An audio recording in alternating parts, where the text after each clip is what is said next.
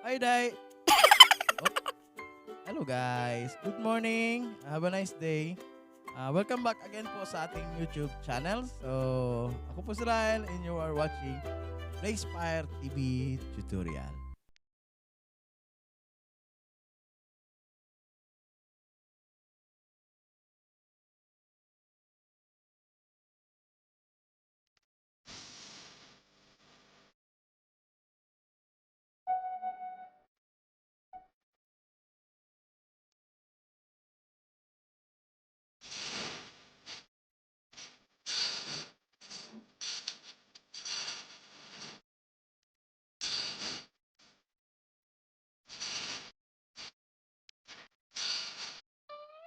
Okay.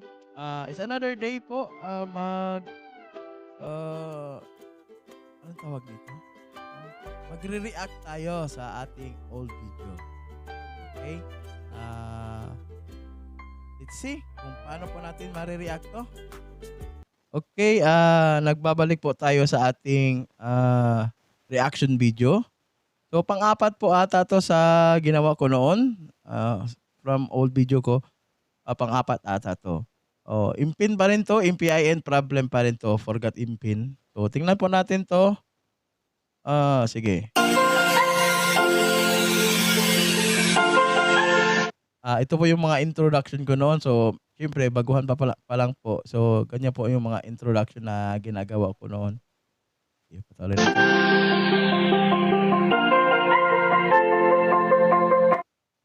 Po sa mga karatrat. What's up sa inyo dyan? Magandang araw sa inyo dyan ngayon. So, shout out po kay Wilmar Manguhom, saka kay Kizia De Castro. So, ito po sila may mga tanong po sa akin regarding po sa Forgotten APIN.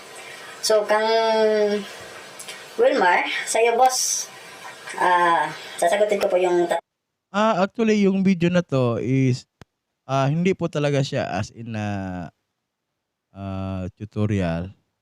Kasi po, question and answer po to sa mga subscriber ko noon. First time ko po naka-receive ng comment at question regarding po sa MPIN. So, agad-agad sinagot ko po kasi excited po ako mag-answer ng question nila. tanong niyo po kung mag-text ba sila sa iyong cellphone. Kung yung cellphone niyo po is connected po sa Gmail account niyo po, probably magte-text po talaga sa yes po magte-text. Pero para sure po na sure, kailangan po tingnan niyo yung i-update niyo, always update monitor yun yung Gmail account niyo, yung account niyo na ginamit niyo mag-communicate kay GCash. Doon po kasi yung makita yung MPIN, temporary MPIN. Correction lang po dyan. Correction lang po dyan. Bakit ko ba sinagot ng ganyan? Siguro medyo excited lang magsagot ng answer. Clarification lang po. After submitting a ticket, mayroon po tayong marireceive na ticket number doon sa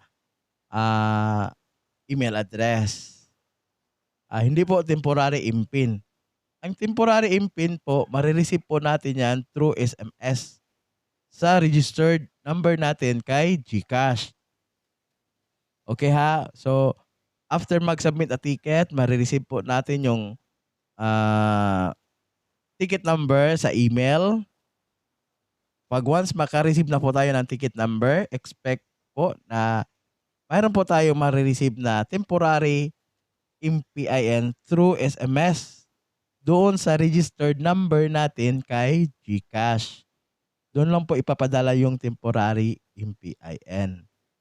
So, klaro na po. So, let's continue. Pero for my experience, yes po, nagte-text po sila sa akin. Yun lang sa akin, for kandang, for double checking purposes lang. Titingnan ko talaga after 1 hour o 30 minutes ba. Titingnan ko po yung GCash email account ko po. Yung Gmail account ko po kung nagre-reply po. Okay. Yung sinasabi na tingnan natin are not necessary. After po mag-submit natin ng ticket, automatic po yan, automatic po yan na mayroon po mag-pop up dyan sa ating Android phone. Pop up na notification na mayroon po tayong na-receive na ticket number doon sa ating email address.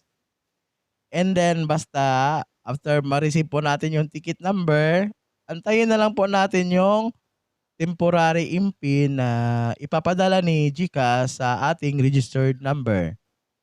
Okay? So, maybe ang pinakamatagal niyan mga after a day.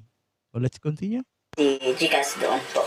Para naman kay Kezia, medyo same po kayo ng question ni Welmar. So, yun po, tingnan nyo na po yung Gcash nyo po.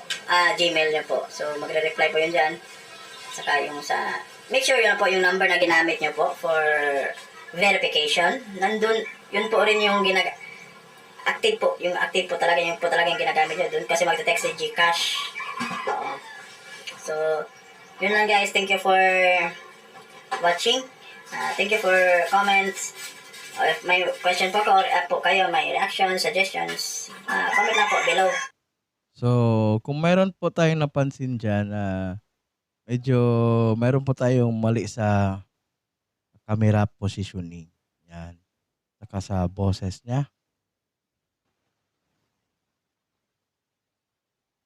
Yung boses po kasi niyan, pinaliit ko po. Kasi medyo nahihiya pa ng konti. So, medyo beginner pa talaga.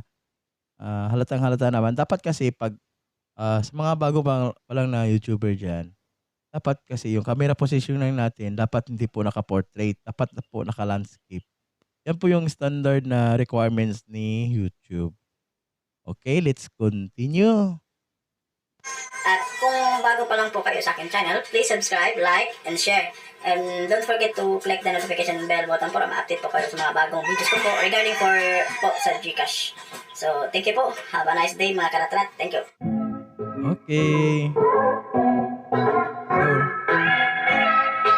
Anyway, overall, meron po tayong na-receive na information na pwede natin magamit sa ating Gcash. Okay, so yun po yung ating reaction video for this video. Okay. Okay, yun po yung ating reaction video sa video. Yung pang-apat po yun na video po sa na ginawa ko po noon. So, isa po yun sa pinaka-lumang video ko. Medyo beginners po talaga. So, anyway, before anything else, before tayo magtapos, thank you for watching my video. Thank you for watching this video po. Salamat po sa mga subscriber na patuloy po na sumusuporta po sa channel na to. And anyway, shout out ko po muna si our live vlog. Thank you for watching. Please support. Isang po siyang content creator din. At saka si Fun in Life. Shout out po sa iyo. At kay Charles Gameplay at saka kay Maria Vlog. So shout out po sa inyo. Pati ikaw bro. Po. Shout out po sa iyo. Thank you for watching this video. So anyway, kung di ka pa po nakapag-subscribe, subscribe na po tayo. Okay, meron po tayong subscribe button dyan na nakalagay. At kung gusto nyo po ma-update sa mga bagong video ko, mayroon tayong notification bell button dyan. So anyway, yun lang po. Have a nice day and God bless po sa lahat. So saan po ay nakatulong po.